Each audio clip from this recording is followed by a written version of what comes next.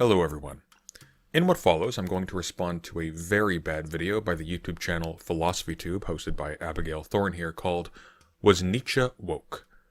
But before I begin, I need to emphasize, the reason I'm making this response is not because Abigail's video is bad, although it is. Philosophy, especially with Nietzsche, can be very hard to get right, and even in academia, bad readings of Nietzsche are plentiful, so even a channel called PhilosophyTube is allowed to make mistakes here and there. But Abigail's video doesn't just get Nietzsche wrong. Rather, I'm going to show you how Abigail's video is actually a deliberate and carefully curated misrepresentation of Nietzsche, in which quotes are taken completely out of context and references are manipulated and misrepresented, leaning on audience ignorance to make Nietzsche appear to say the opposite of what he wrote, rather than engaging with Nietzsche's actual arguments. The result is a video that pretends to be mildly educational, while in fact it is blatantly misinforming viewers. Let's begin. Before we even start the video, let's take a look at the description, because Abigail provides a bibliography and at first glance, it's impressive. 25 references for a 31-minute video, that's nearly a source per minute. But as you go through the list, a pattern emerges. 8 of those references come from a single book called Why Nietzsche Still?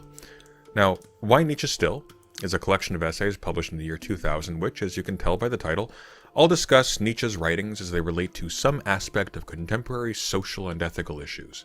And it's actually really good. It's a solid collection of essays. I started reading it because of this video, but it's also dense. These essays are technical, nuanced, and difficult. Too difficult to meaningfully incorporate 8 of them into a half-hour-long video alongside 17 other sources. So what's going on here? Well, to find out, let's see how Abigail actually uses these essays. For instance, at roughly 1.5 minutes in, Abigail cites Rebecca Stringer's essay, A Nietzschean Breed. At the same time, some other right-wing writers, like Naomi Wolf, said that Nietzsche wasn't woke, but they thought it was a good thing. Nietzsche wrote a lot about resentment and how people can stew on resentment. And writers like Wolf thought that feminism had become too whiny, too focused on victimhood and virtue signaling, and they thought that women should be tough again, and they used Nietzsche in their arguments. So first of all, this is wrong. Nietzsche writes about ressentiment, not resentment. Resentment is when you feel angry at someone because you think they've done wrong by you. Ressentiment, by contrast, is a repressed and redirected hostility towards something one wants to subordinate or destroy, but is powerless to do so, resulting in the creation of value systems through which one can get a kind of counterfeit revenge. This is why the concept of ressentiment is so important for Nietzsche's Genealogy of morality. But leaving this aside, is Abigail actually doing anything with this citation?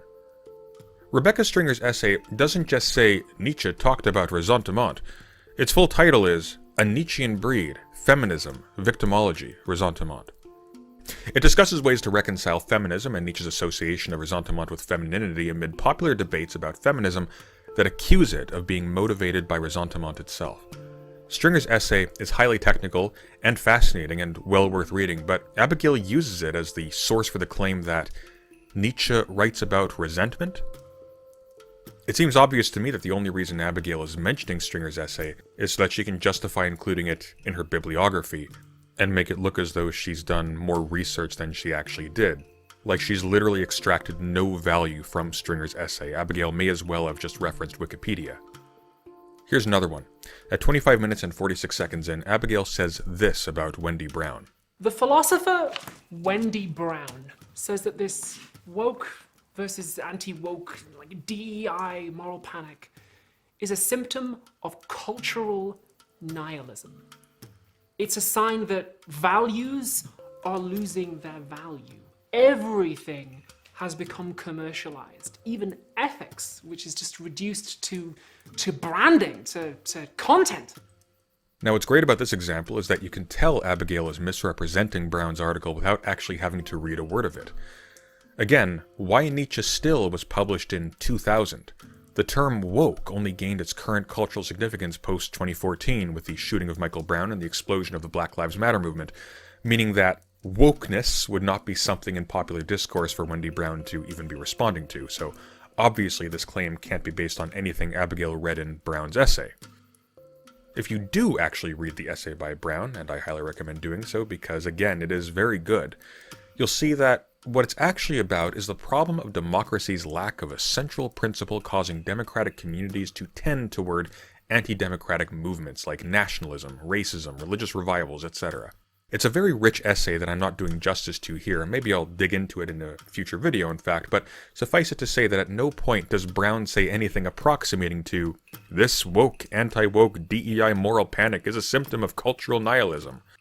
Rather, since democracy seems to lack a central principle, introducing anti-democratic tension, like that represented in Nietzsche's writings, could supply an antidote to democracy's seeming inevitable slide into technocratic authoritarianism and nihilism. That's what Wendy Brown is talking about. But perhaps I'm being unfair. Maybe this is an innocent misquote. There's another article in Abigail's bibliography featuring Wendy Brown. This one is an interview in The Nation concerning Wendy Brown's recent book, Nihilistic Times: Thinking with Max Weber. Maybe this was just an editor's mistake. And it turns out it was, but the situation is no better. In fact, it's actually a little worse. Because this is what Wendy Brown actually says. Quote, "Look what's happening in the Academy this season. Consider the disingenuous arguments about putatively anti-Semitic speech from the river to the sea, designed slowly to block or tar criticisms of Israel. Such arguments, of course, degrade the importance and substance of real anti-Semitism, discursively eliminate Palestinian lives, and radically constrict the very possibility of intelligent inquiry and discussion that should be the hallmark of academic life. Or consider the Claudine Gay debacle, now turned into a debate about the merits of DEI and a black female scholar at Harvard's head, or a lament about her quote-unquote missteps, but which at bottom was a calculated and organized move against elite universities by the right. Both are instances of power politics displacing overt political struggles over values, as well as overtaking academic spaces, the spaces where values ought to be probed and debated. This is why I think nihilism and its ramifications illuminates far more than lazy references to polarized or post-truth societies which merely redescribe nihilistic symptoms." Unquote. The Claudine Gay debacle, by the way, refers to a scandal in which Harvard Dean Claudine Gay was accused of plagiarism following a movement to have her removed for her criticisms of Israel's actions in Gaza in 2023. This was used as one of many spearheads aimed against criticism of Israel in American universities, and the justification of censorship and even physical violence against students protesting the mass murder of Palestinian civilians by the IDF. Wendy Brown is arguing that the political use of these issues by cynical actors and the intrusion of partisan political battles into institutions of higher learning whose purpose is to facilitate critical thought, reflection, and debate undermines the essential separation of theory from politics, making critical thinking and free expression impossible. The issue isn't that ethics is commercialized and reduced to branding. It's the breakdown of the insulation of our educational institutions from mass-scale politics. Again, this is what Wendy Brown actually says. Quote, "As religious authority wanes, fundamental values, including the very value of truth, don't die, but rather lose their absolute status and go a little haywire as a result. Scientific knowledge and its truth come apart from value, from meaning, and thus from the question of the good. When the value of values declines, values don't vanish but become trivial, fungible, instrumentizable. At the extreme, they are reduced to branding and power purposes. This is the story today of how values are wielded by corporations, influencers, and politicians. Finally, nihilism generates boundary breakdowns and hyper-politicizes everything. Today, churches, schools, and private lives are all politicized. What you consume, what you eat, who you stream or follow, how you dress, all are politically inflected, but in silly rather than substantive ways. Cancel culture, again on all sides of the political spectrum, is part of this. As an utterance, a purchase, an appearance becomes a political event and responding to it a political act. This is politics individualized and trivialized." Unquote. The failure to properly represent or accurately cite, or even to make any positive use of any of the material Abigail references in her video makes it clear that she hasn't bothered to actually read any of it. It's there for decoration, so she can look like she's done work she hasn't. Which, let's be honest, is pretty pathetic. I mean, this person has to produce 1 half-hour video every 2 months. She's rich and successful. Why would you not put a minimal amount of effort in to make sure that you're not actively misinforming people?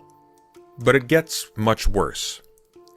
Abigail begins a lengthy detour to argue that Nietzsche was in fact an anti-Semite, who believed that Jewish people are racially inferior. Now, as before, Abigail provides references to support her claim. Also, as before, Abigail hasn't done the minimal amount of work required to understand the material she's referencing. So, for example, Abigail claims that Nietzsche believed that only people from certain races are capable of doing philosophy. The clearest bits of Nietzsche's writing are the bits where he's just being a massive racist. You see, Nietzsche is often sold as self-help, like achieving a personal transformation, the Jordan Peterson stuff. But he is very explicit that not everyone can achieve the kind of psychological transformation he prescribes. Only people of certain races. Here's a quote from Nietzsche's book, Beyond Good and Evil. A capacity for philosophy, taking that word in its great sense, one has only by virtue of one's origins. One's ancestors, one's blood, decide here too. This is a very interesting conclusion for Abigail to reach, because here is the full context from which this quote is drawn. Here's how the section begins.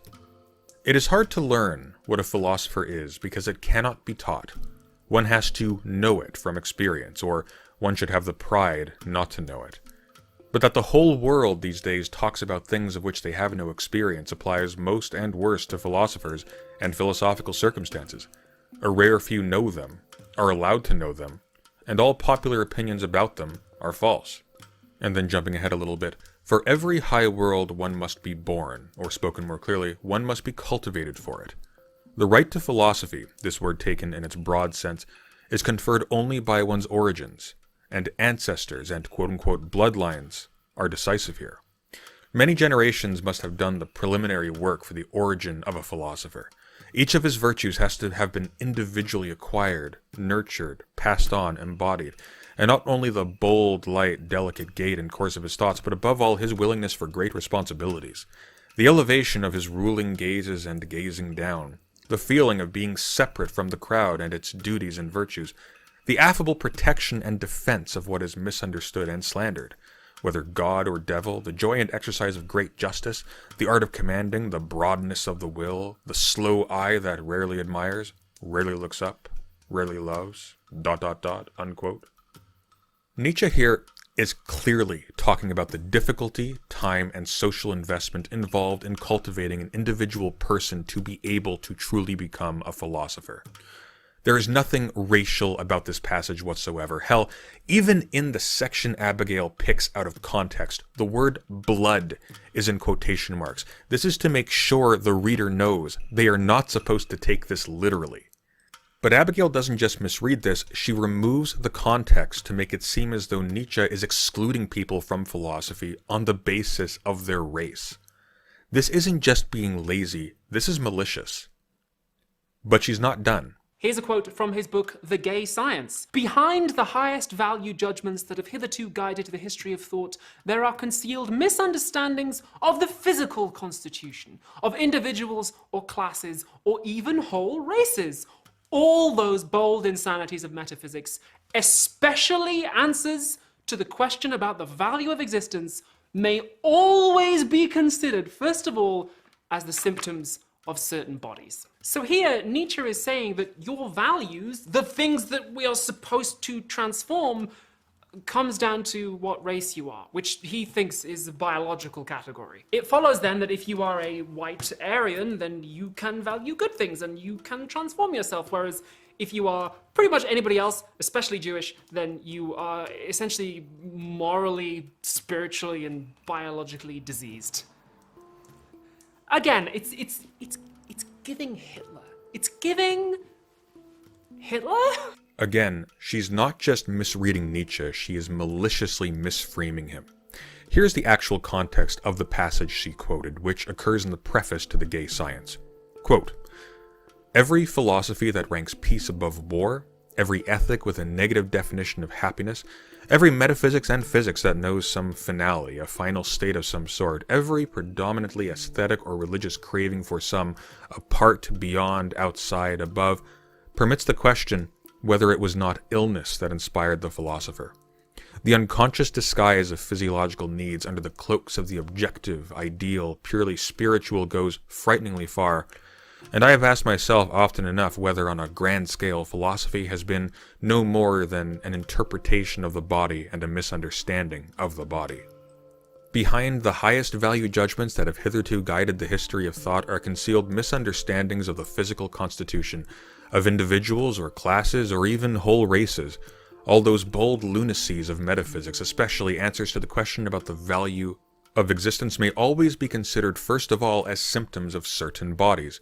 And if such world affirmations or world negations lack altogether any grain of significance when measured scientifically, they give the historian and psychologist all the more valuable hints as symptoms of the body, of its success or failure, its fullness, power, and high-handedness in history, or of its frustrations, fatigues, impoverishments, its premonitions of the end, its will to an end. I am still waiting for a philosophical physician in the exceptional sense of the term, someone who has set himself the task of pursuing the problem of the total health of a people, time, race, or of humanity, to summon the courage at last to push my suspicion to its limit and risk the proposition. What was at stake in all philosophizing hitherto was not at all truth, but rather something else, let us say, health, future, growth, power, life, ... Unquote. Nietzsche considers humans as necessarily embodied beings. We and our thoughts are in the world and made from its stuff. Nietzsche is therefore suspicious that our bodily desires and needs condition how we think and what we aim at with our thinking, and that it might not aim at truth.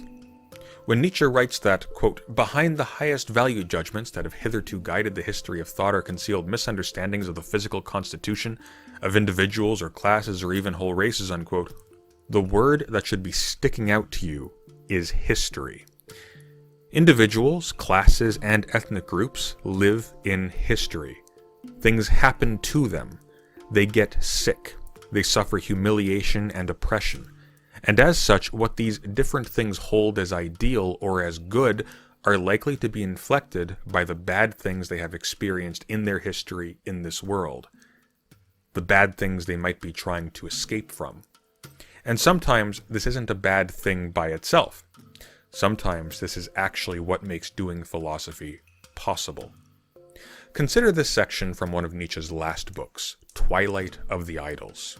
Quote, concerning life, the wisest men of all ages have judged alike. It is no good. Always and everywhere one has heard the same sound from their mouths, a sound full of doubt, full of melancholy, full of weariness of life, full of resistance to life.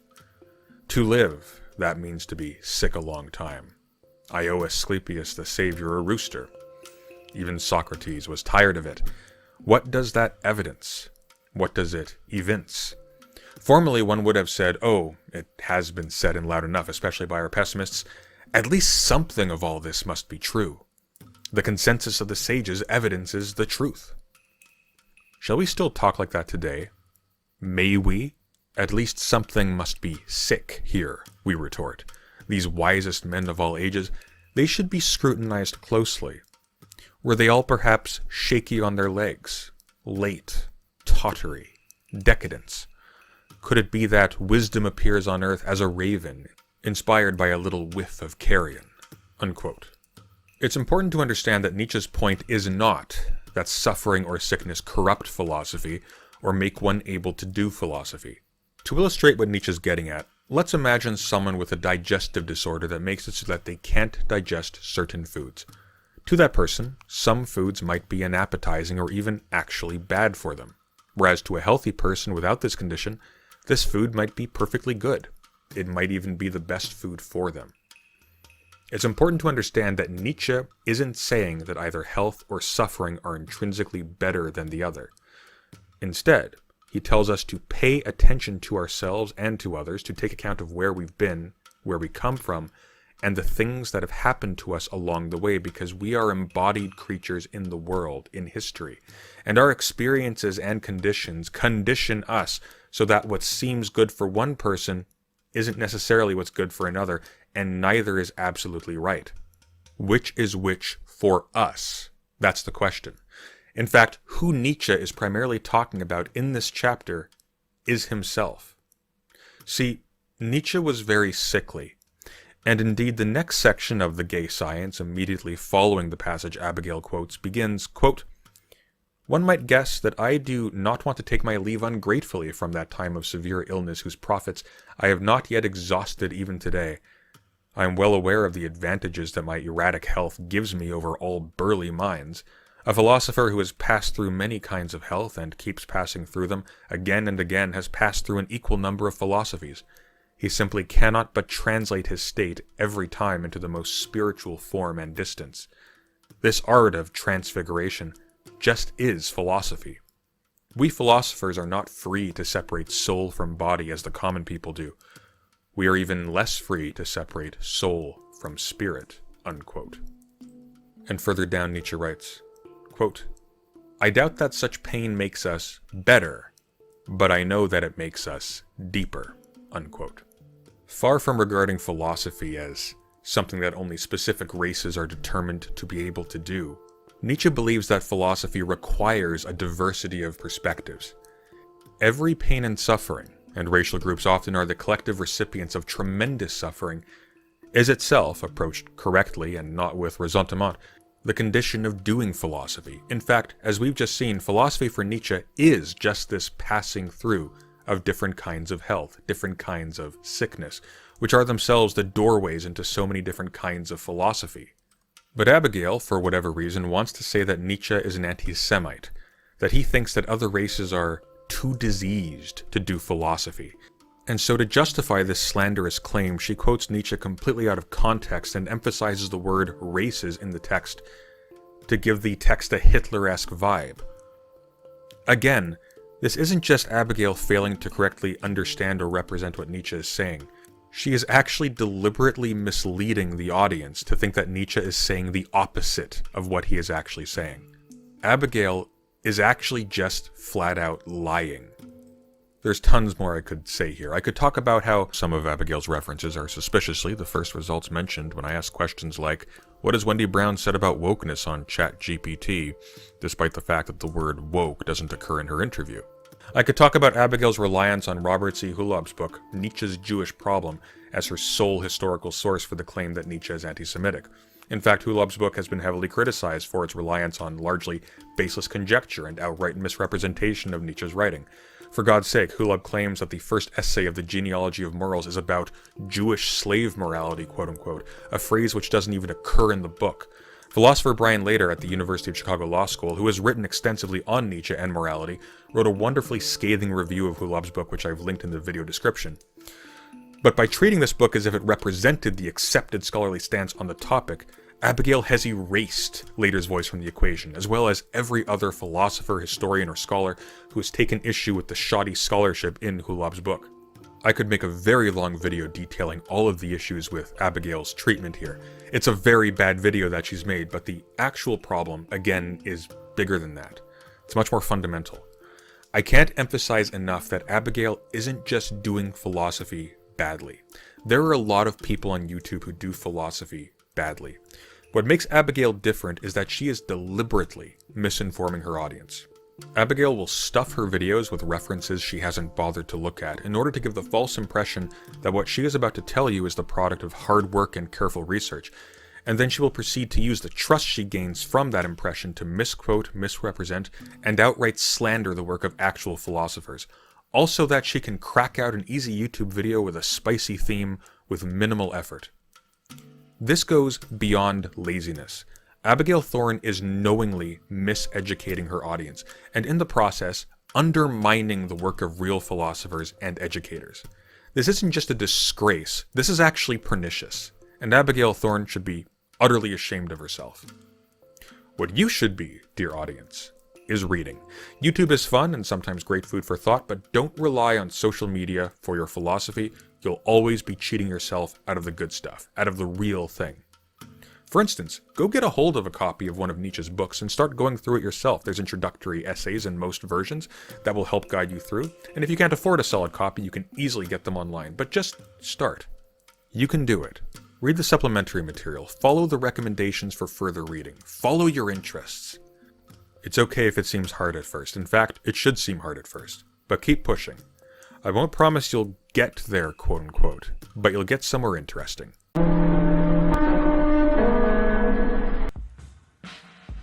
Hello everyone.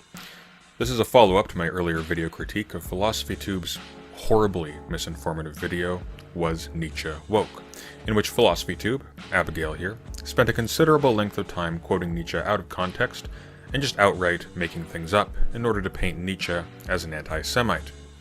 Following this, Abigail streamed a live postmortem of her video in which she doubled down, ignored her critics, cherry-picked comments from her video that complimented her, and made an offhand comment about people who emailed her with quotes trying to explain that Nietzsche was in fact not anti-Semitic, which she collectively hand-waved away by claiming that the quotes in question were just more examples of anti-Semitism, while implying that the people who sent the emails were under the spell of internalized white nationalism. So there were a couple of people who emailed me insisting that Nietzsche wasn't anti-Semitic, and they'd be like, look at this quote, and it would be like some really anti-Semitic stuff. Some people did that in good faith, and some people like had interesting points, but some people were just like, this isn't anti-Semitic, and then would send me some like quite clear anti-Semitism. I guess this is something I could have gone into a bit more, because you might remember a few years ago I made a video on anti-Semitism and how it fits into white supremacist ideology as a whole and how it differs from other forms of bigotry.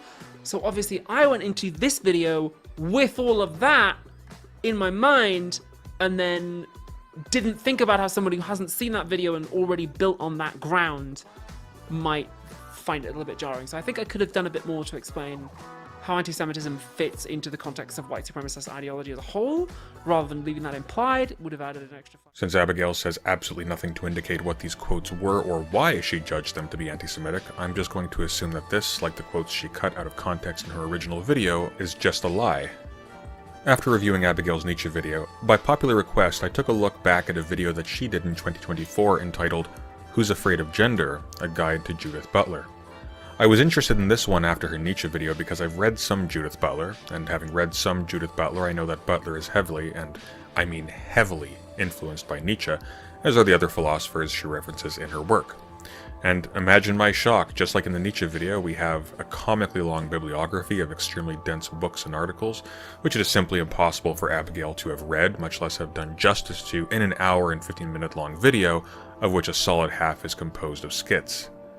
As an aside, why do YouTubers feel the need to do this? What if all those videos are similar? They always have these absurdly long bibliographies of 10 to 20 books and articles when the runtime is only 30 minutes to an hour long, like it's just silly.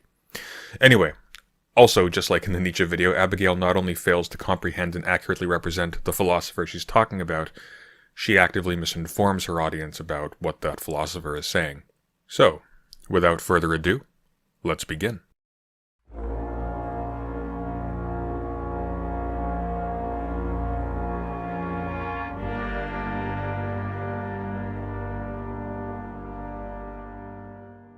Abigail starts her video with a roughly 6-minute-long account of gender as performativity, the concept that people generally associate Judith Butler with first. It's what put her on the map.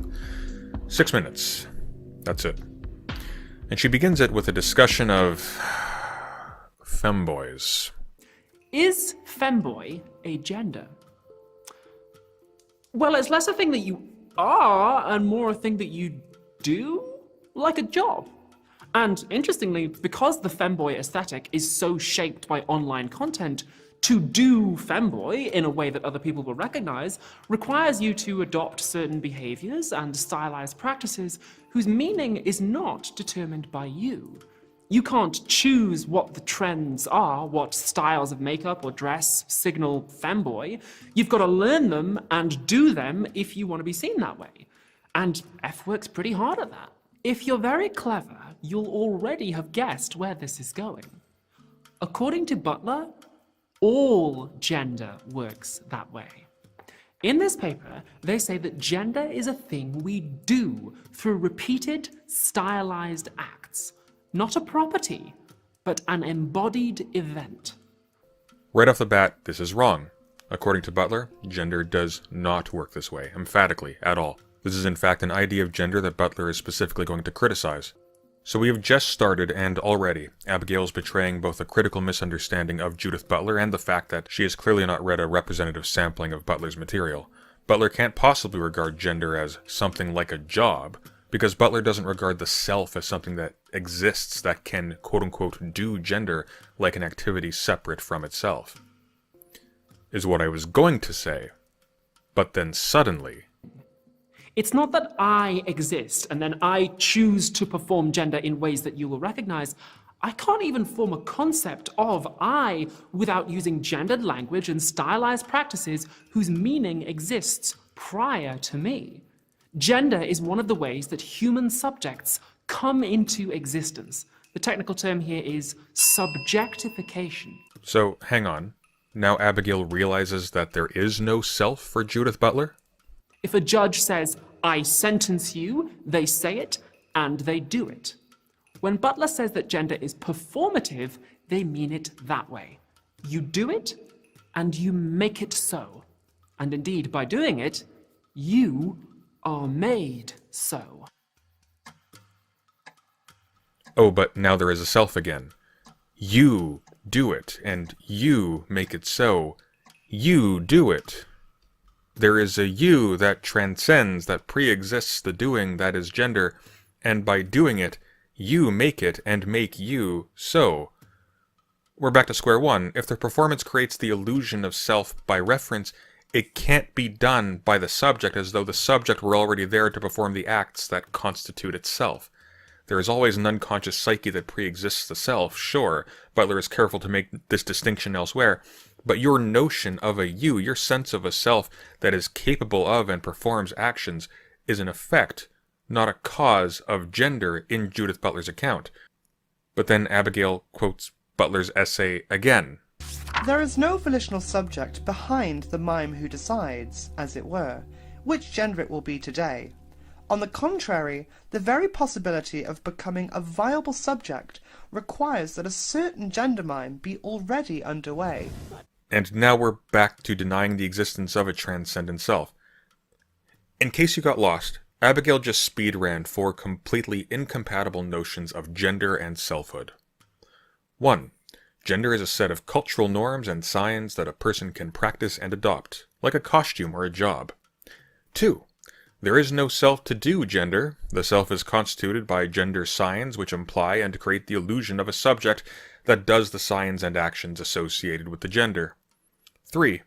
Gender is a thing that you do, but also a thing that causes you to be a thing that can do the gender that makes you a thing that can do the gender. This one actually doesn't make any sense at all. And 4. This one is actually entirely contained in a quote from Butler, which seems to be the same as 2, except with the addition of this strange notion of a gender mime, quote-unquote, which must be underway in order for the development of the self as an illusion to be possible, apparently. So, what on earth is going on? Well, here's a clue. That last quote, it isn't from the article Abigail's referencing. Yeah, it's from another article called Imitation and Gender Subordination. Abigail just attributed the quote to the first article for, well, I don't know really. For reasons unknown, she also seems to imply that it's the first paragraph when in fact it takes place in the middle of the article. Our very concept of ourselves as gendered subjects requires a social world. We depend on others for the recognition we need to become gendered subjects. We can still make some choices, wear whatever clothes or makeup you like, but the meaning of those things is not within our sole control. People have been making jokes like that about Butler for decades, even though they address this misunderstanding in their first paper, in the first paragraph. Almost like the people mocking them aren't really listening. Now, leaving aside the absurdity of Butler addressing a misunderstanding of their work in their first published paper, meaning that Butler would be addressing a misunderstanding which hasn't happened yet, the actual first paragraph of the article Abigail cites doesn't do this. It surveys approaches in phenomenology and philosophy of language to action. Let me just read it out for you so you can see this. Quote, "Philosophers rarely think about acting in the theatrical sense, but they do have a discourse of acts, quote-unquote, that maintains associative semantic meanings with theories of performance and acting. For example, John Searle's speech acts, those verbal assurances and promises which seem not only to refer to a speaking relationship, but to constitute a moral bond between speakers, illustrate one of the illocutionary gestures that constitutes the stage of the analytic philosophy of language. Further, action theory, a domain of moral philosophy, seeks to understand what it is to do, quote-unquote, prior to any claim of what one ought to do. Finally, the phenomenological theory of acts, quote-unquote, espoused by Edmund Husserl, Maurice Merleau-Ponty, and George Herbert Mead, among others, seeks to explain the mundane way in which social agents constitute social reality through language, gesture, and all manner of symbolic social sign. Though phenomenology sometimes appears to assume the existence of a choosing and constituting agent prior to language, who poses as the sole source of its constituting acts, there is also a more radical use of the doctrine of constitution that takes the social agent as an object rather than the subject of constitutive acts." Unquote. So that's the full first paragraph, which, as you can see, doesn't explain a misunderstanding of Butler's theory. It doesn't even talk about Butler's theory. It describes the theories of other philosophers. I mean, why would it explain a misunderstanding of Butler's theory? It's Butler's first paper. It's the first paragraph. Butler hasn't given their theory yet. The article this passage is from also doesn't contain any of this content. So Abigail is just lying for no reason? Like, I don't even understand what she gains by saying this. It's just not true. This article, by the way, Imitation and Gender Subordination, while absolutely relevant to a discussion about the ontology of gender, is not actually talking about the same thing as the other article, which is why we get this weird phrase, gender mime, that doesn't appear in the first essay. Butler is talking about gender as a performance, yes, but this language of gender mime isn't simply referring to dawning gendered characteristics supplied by culture. Specifically, Butler is talking about the ways in which a naturalized position like heterosexuality, for instance, implicitly presumes its opposite, homosexuality, in order to be intelligible.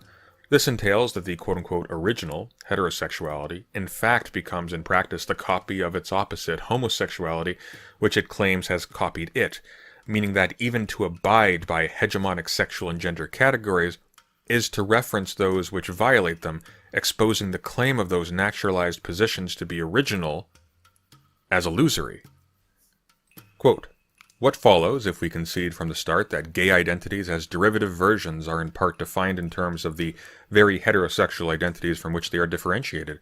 If heterosexuality is an impossible imitation of itself, an imitation that performatively constitutes itself as the original, then the imitative parody of heterosexuality, when and where it exists in gay cultures, is always and only an imitation of an imitation, a copy of a copy for which there is no original. Putting yet a different way, the parodic or imitative effect of gay identities works neither to copy nor to emulate heterosexuality, but rather to expose heterosexuality as an incessant and panicked imitation of its own naturalized idealization." Unquote. Genders, the range of genders, are socially constrained into complementary heterosexual reproductive roles precisely for the purpose of forcing, on pain of social punishment, the reproduction of a given society. Butler's argument is that gender is formed and constrained in terms of heterosexuality in order to force sexual desire to serve the reproduction of a hegemonic culture, but that homosexuality, as one example, can be a site of unraveling because heterosexuality references it by negation. This can shift it into insecurity and be a site of resistance. Without this further explanation, this notion of gender mime, quote-unquote, is not just meaningless, it actually seems to imply something of the first definition of gender that Abigail gave, where gender is a series of signs and actions that a subject does as if they were performing a role, as in a job, something Butler absolutely does not agree with, while simultaneously silencing the radical implications of Butler's paper of the possible uses of gender against that very hegemonic culture. So here's what I think is happening. Because Abigail doesn't even know what papers she's pulling her quotes from, I have to assume that she's not the one finding these quotes. When I do research, and I think this is true for most people, I will read an article, I will take notes, and then I will refer back to the notes when I construct my argument. In Abigail's video, it seems as though she had multiple contradictory notions of what gender was, didn't reflect on them, and then either she or someone she paid did some kind of search to find quotes that substantiated whatever it was that she said last without actually checking where they were from or if they were internally consistent with each other. As an aside, as if to illustrate my point that Abigail is not even at the very least encouraging viewers to actually read philosophy with her videos, over 1 million people as of this recording have watched Abigail's video, and nobody else caught that these quotes weren't from the articles that she referenced. These 2 articles, Performative Acts and Gender Constitution, an essay in Phenomenology and Feminist Theory, and Imitation and Gender Insubordination, are collectively less than 30 pages. 30 pages that Abigail obviously didn't read, or she would have known which paper these quotes are from. And the result of this video was that nobody bothered to read them? So that's depressing. But I digress. The point is that, just like in her Was Nietzsche Woke video, Abigail here is again not actually bothering to read the material she references, instead pulling some decontextualized lines to substantiate a thesis that either isn't actually derivable from the material, or else radically misrepresents or inverts its meaning, or else just doesn't make any sense. So, let's talk about what Butler actually says about gender. This is from page 34 of Butler's most famous book, Gender Trouble. Quote, "Gender is not a noun, but neither is it a set of free-floating attributes, for we have seen that the substantive effect of gender is performatively produced and compelled by the regulatory practices of gender coherence. Hence, within the inherited discourse of the metaphysics of substance, gender proves to be performative, that is, constituting the identity it is purported to be.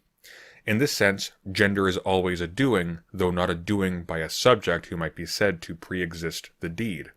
The challenge for rethinking gender categories outside of the metaphysics of substance will have to consider the relevance of Nietzsche's claim On the Genealogy of Morals that, quote, there is no being behind doing, effecting, becoming.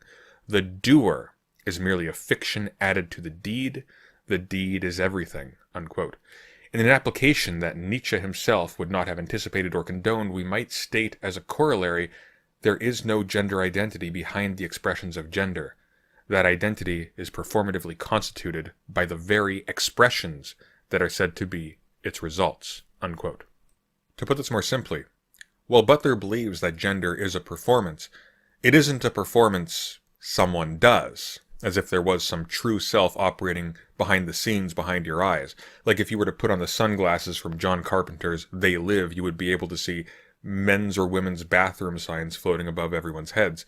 Because Butler doesn't believe in a self that way. Okay, at least in one of her accounts of gender, Abigail seems to pay lip service to this when she claims that Butler argues that the I is constituted by gender signs. For example, when people change gender and come out, we're often said to be living authentically or being true to ourselves. Even the term coming out implies that there was an authentic self before who was hidden. But according to Butler, there might be no such thing. It's not that I exist and then I choose to perform gender in ways that you will recognize. I can't even form a concept of I without using gendered language and stylized practices whose meaning exists prior to me. But then, how does this explain before this when she compared gender to performing roles like one performs a job? Or later when she says that gender is the result of you doing something, even if it constitutes you, she talks about you as a subject. Well, I think it's because fundamentally Abigail doesn't understand Butler's ontology, and as it turns out, for the same reason she failed to understand Nietzsche's. She hasn't read this material. She hasn't read the things that these people wrote. Like, she only had to read 35 pages of Gender Trouble to see the direct refutation of all of her misunderstandings of 2 philosophers, both Butler and Nietzsche. Because, as I said before, and as was indicated in that quote I just read, Judith Butler is heavily influenced by Friedrich Nietzsche. The other people Butler references and responds to, people like Michel Foucault, Gilles Deleuze, Simone de Beauvoir, are all heavily influenced by Friedrich Nietzsche as well. When Abigail in her Was Nietzsche Woke video cut lines from Nietzsche out of context in order to falsely paint him as a virulent anti-Semite who thought only people from specific racial bloodlines were capable of doing philosophy, even people who didn't immediately recognize the original context of these quotes but had a basic familiarity with Nietzsche knew that Abigail was critically misrepresenting him because Nietzsche doesn't believe in a unified self. In possibly the most famous chapter of On the Genealogy of Morals, Nietzsche writes, quote, "For instance, just as ordinary people separate lightning from its flashing and take the latter as its doing as the effect of a subject that is called lightning, so too popular morality separates strength from the expressions of strength, as if behind the strong one there were an indifferent substratum, free to express strength or not to. But there is no such substratum. There is no being behind the doing, affecting, becoming. The doer is merely tacked on as a fiction to the doing. The doing is everything. The people basically double the doing when they have the lightning flashing. This is a doing. It posits the same occurrence once as cause and then once more as its effect. Natural scientists do no better when they say force moves, force causes, and so on. Despite all its coolness, its freedom from affect, our entire science still stands under the seduction of language, and has not gotten rid of the false changelings foisted upon it. The subjects." Unquote. Nietzsche is talking about an illusion of language wherein we imagine a ghostly double of things happening in the world as if the higher one caused the lower one. We say lightning flashes, as if flashing were a thing that lightning, which is superior to it or prior to it in some way, does, when in fact the flashing and the lightning are merely different expressions in language of the same phenomena. Similarly, gender is performative for Butler because it is itself the doing that constitutes it, not something hidden within the mind of a true self or a person's self-conception. The subject really is generated by a discourse that implies it, and isn't present prior to the performance such that you could say, you perform gender. No, you are a performance like gender. Here it's important to understand that for Butler, as for Nietzsche, ontology, the nature of being itself, is flat. A flat ontology is an understanding of being where the being of one thing isn't conferred by some other being that exists on a higher tier of reality. For example, Plato's theory of forms posits that the being and identity of objects in the world, this world of changing matter, is the result of those objects having a relationship with a perfect model that exists on a higher plane of reality, transcending our own. Cubes in our world are cubes because they partake in some way of a perfect cube in some great metaphysical beyond. Philosophers like Butler and Nietzsche, by contrast, and Spinoza, Hegel, Marx, Deleuze, etc., reject this transcendence and regard phenomena in the world as being emergent from changes taking place on a single plane of existence. This is a philosophy of immanence rather than transcendence, where the principles governing reality are in the world, not above it. This is important because the range of intelligible gender expressions and categories that are available is always going to be dependent on language and culture. Gender isn't something that precedes or transcends social reality. It is, like the self itself, see what I did there? That's that doubling effect Nietzsche talked about, is emergent from it. So, what about people who have to hide their gender identities to get along in society? What about people who are in the closet, as they say? Well, what is in the closet isn't some secret metaphysical truth about who they actually are on a higher plane of being, or in a more authentic mode, or some secret biological fact of their organic structure, like if transness, quote-unquote, was a function of the structure of your brain. What's in the closet is a secret social truth about what comes easily to you, and what comes with difficulty and pain, and which has to be forced. For example, a gay man can pretend to be straight, and they can act straight. He can perform all of the same social activities and functions as a straight man. The difference is that for the gay man to do this is uncomfortable. More so, it can be extremely psychologically painful. And even transphobes recognize this, by the way, because despite the constant fear-mongering in our media about there being a progressive conspiracy to trans our kids, gender-affirming surgeries have long been accepted in our culture for cis people. Boys with gynecomastia, children, even babies who are intersex, for example. Nobody argues that boys with breasts should be taught to be happy in their bodies. To force a trans person to stay in the closet is no different metaphysically from forcing a cis person to dress constantly in the clothing of the opposite gender and to pretend that this is natural to them. We just switch it around and treat the other one as normal.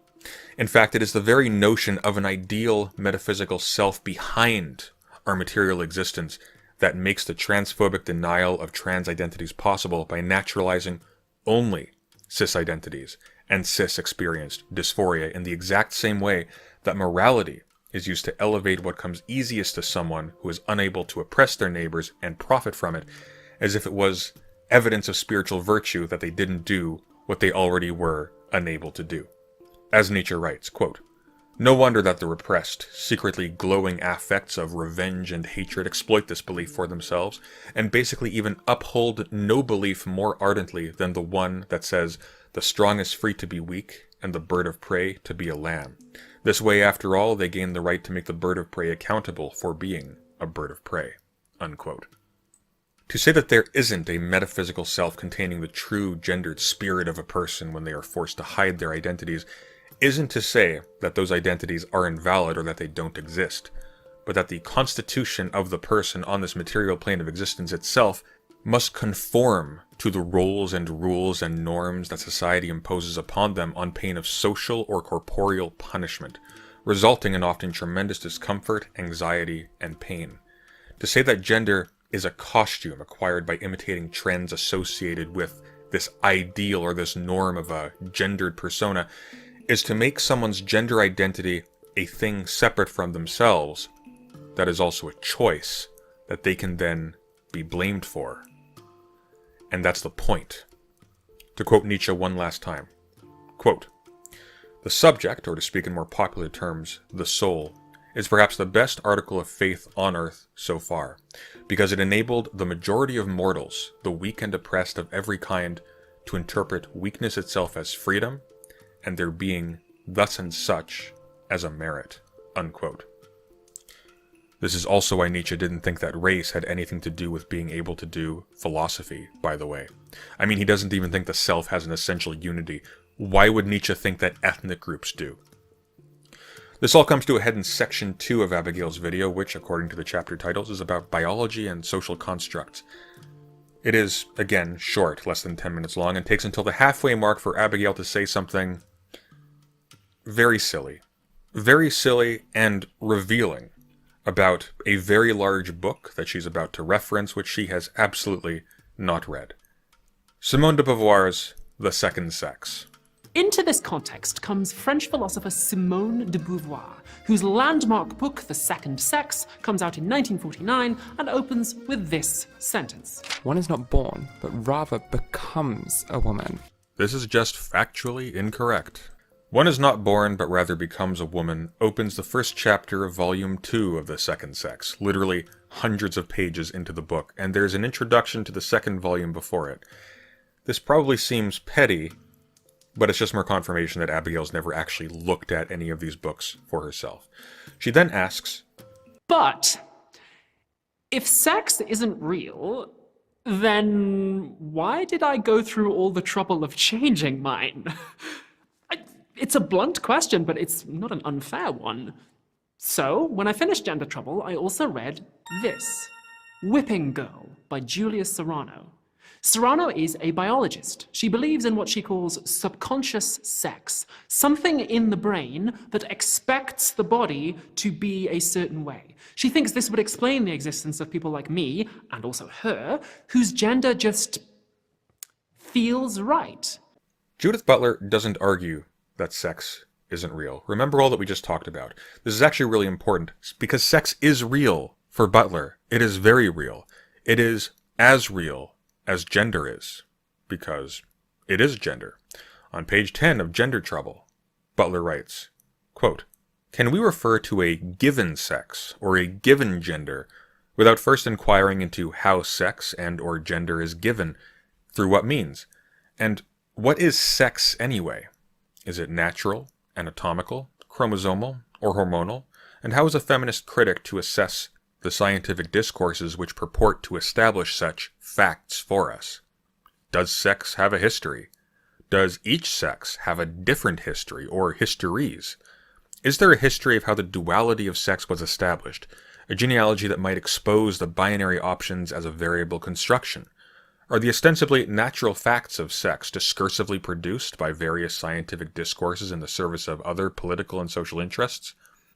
If the immutable character of sex is contested, Perhaps this construct called sex is culturally constructed as gender.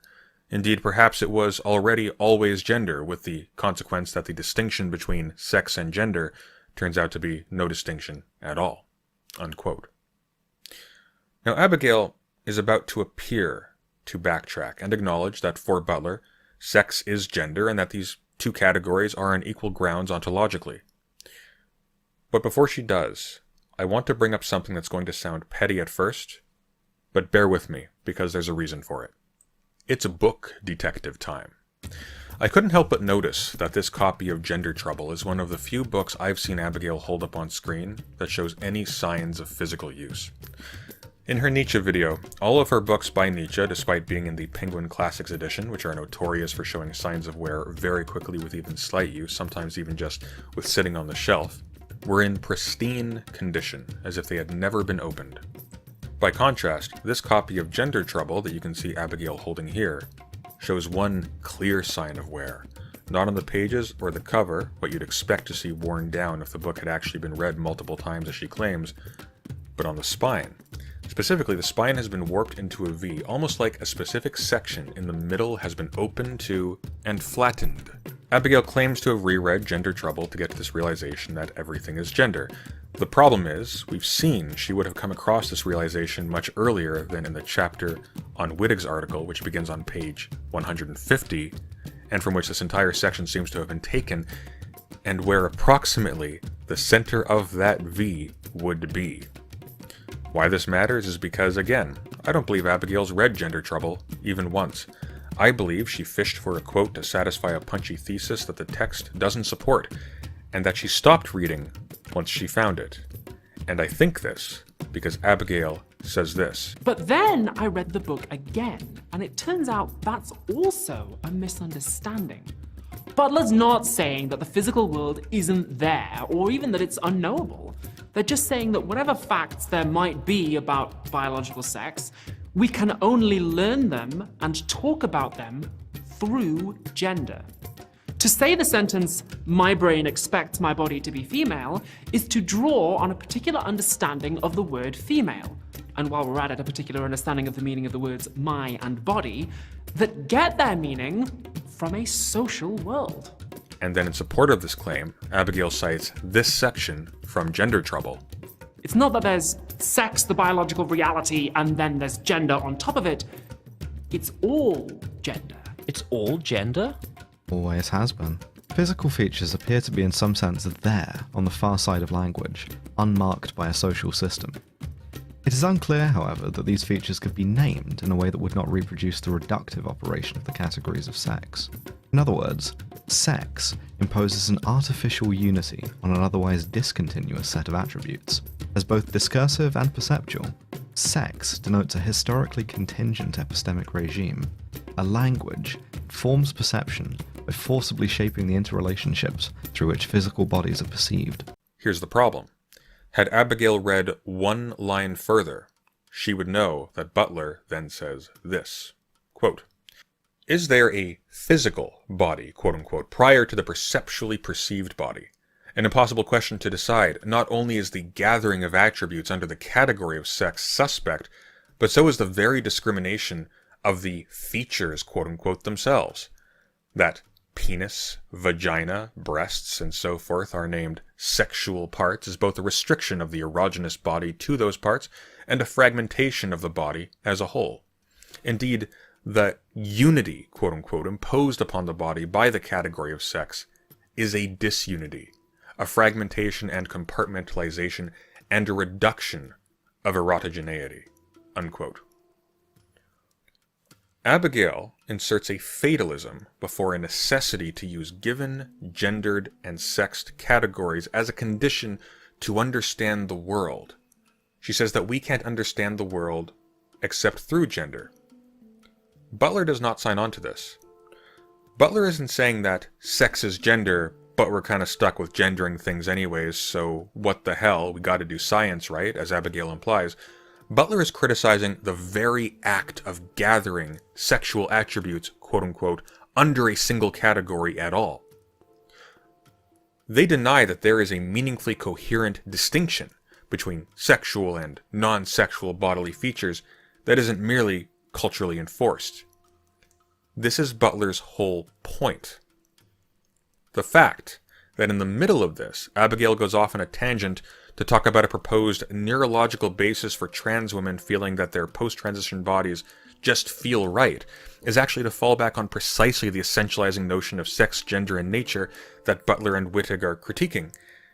Gender and sex identities aren't referable to conditions of the brain any more than to the presence of vaginas, penises, or breasts. Trans women aren't trans women because a scientist can look in their skulls and say, "Yup, that's a woman's brain." These categories are culturally contingent, not given by a fixed nature. The idea that sex is given in any capacity by nature and imposed upon us as a practical necessity is exactly the machine of social control and subordination that Butler and Wittig are targeting.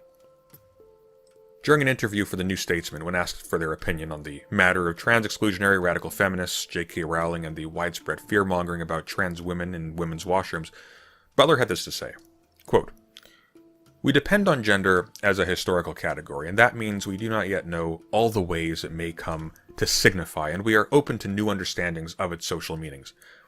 It would be a disaster for feminism to return either to a strictly biological understanding of gender or to reduce social conduct to a body part," unquote. Far from saying that we can only understand the world and, by implication, our bodies through gender, relying on sexing specific parts of the body and therefore specific bodies in order to understand social conduct, is itself to slide directly back into the hegemonic heterosexuality that Butler is combating. Put another way, just as Butler, and Nietzsche and so on, would deny that Platonic forms explain how objects in the world have their given shapes, so Butler would deny that gender is constituted hierarchically. Just as gender isn't downstream from sex, as if sex was closer to nature than gender was, and not just yet another example of gendering, gender identity isn't projected downwards from some higher governing entity, like the brain or the mind of a person experiencing dysphoria, but is horizontally constituted. That Abigail waffles so often between agential or Platonic approaches to gender that assume the presence of a transcendental, gendered agent, to referring to Butler's denial of the self and then still nonetheless falling into references to a subject that is doing the performance that is supposed to generate the subject that is supposed to do the performance, thus resulting in an absurd chicken and egg problem, see what I did there, just demonstrates that she hasn't read the material with any depth or care, if indeed we grant that she's read them at all. Side note, we've been referring to Butler with they-them pronouns. These non-binary pronouns deliberately exclude any sexed or gendered notion of reproductive function formally signed off by a doctor at a state medical institution as their basis. That's the point. Butler does not think we need the concept of sex, which is not the same as our understanding of the conditions of animal reproduction, which involves many factors that do not require the category of sex to artificially unite them, in order to understand the world. In fact, going back to the section I just quoted, you'll notice that Butler begins by asking, is there a quote-unquote physical body prior to the perceptually perceived body, and that physical is in quotes. Butler is not signing on to the idea either that quote-unquote physical reality or a quote-unquote natural world are givens that we should accept, and they absolutely do not consign humanity to abiding by societally received and imposed sex categories as the conditions of knowledge. These quotes are placed there to tell you that Butler is actually skeptical of the coherence of these terms. You, the reader, are not supposed to take them as if Butler naively accepts them as philosophically valid. Butler doesn't. I can't stress this enough. Abigail isn't just misreading Butler. She is quoting them out of context in order to make them say the opposite of what they mean. This is a betrayal of both Butler and Wittig's work that falls back on exactly the hierarchical understanding of being that they, and Nietzsche before them, were attacking. Hello, Vintage Sunday here. This got a bit on the wordy side, so let me try to put the problem more simply. The error Abigail makes is in assuming that because Butler argues that sex is gender, and that discourse about sex is itself discourse about gender, that therefore gender is one of the conditions of knowledge about sex. Butler's point, however, is that there is no quote-unquote knowledge about sex. If gender is performative, and sex is gender, then sex is performative as well. It isn't a thing in the world to be analyzed. It's an artificial overlay that tricks us into thinking that the division of body parts into the genres of sexual and non-sexual is necessary, and that understanding through that division is itself knowledge and not merely the elaborations of an ideological system. I guess that was still pretty wordy. I tried. Again, as with her Nietzsche video, the problem is not that Abigail misunderstood Judith Butler. As you can tell just by the quotes I've been using, these are very difficult philosophers. It's easy to get them wrong. The problem is that Abigail got them wrong not because she misread them, but because she didn't read them at all. But she told you she did. She looked dead into the camera and lied about the extent of her research in order to gain unearned credibility with an audience that she knows won't check her work because they are parasocially attached to her persona. Her audience is therefore misled into thinking that they are getting an informed explanation of the work of difficult philosophers whose work directly involves their well-being, so that they don't have to go and do the hard work of reading these philosophers for themselves. This is especially bad, since the things Abigail is misinforming her audience about are actually really important for us to grasp. Because the philosophical understanding of gender as something adopted by a self that transcends the material world, or the social world, or an understanding of the world that consigns us to using given gendered categories and understandings of the body that divide it into sexual and non-sexual fragments, is one that solely works in favor of the hegemony of heterosexuality and transphobia. Abigail has bizarrely made an anti-feminist video out of Judith Butler's work. This total failure to read her sources, or even to correctly attribute them, is also probably the reason why in her video Jordan Peterson's Ideology, where Abigail responds to Jordan Peterson's book Beyond Order, Abigail was able to say that, I'd like to start off in the right spirit by saying that his new book, Beyond Order, is genuinely pretty good. when Rule 10 of the book goes on a long digression of how society needs to bring back traditional gender roles, and Rule 12 of the book is literally called, Be grateful in spite of your suffering. Not even, persevere, you can make it, there are reasons to go on, just be grateful. And the illustration opposite the front page is a picture of a man bound to a tree with arrows sticking out of him. Like, really, Abigail. As always, thank you for listening, and take care.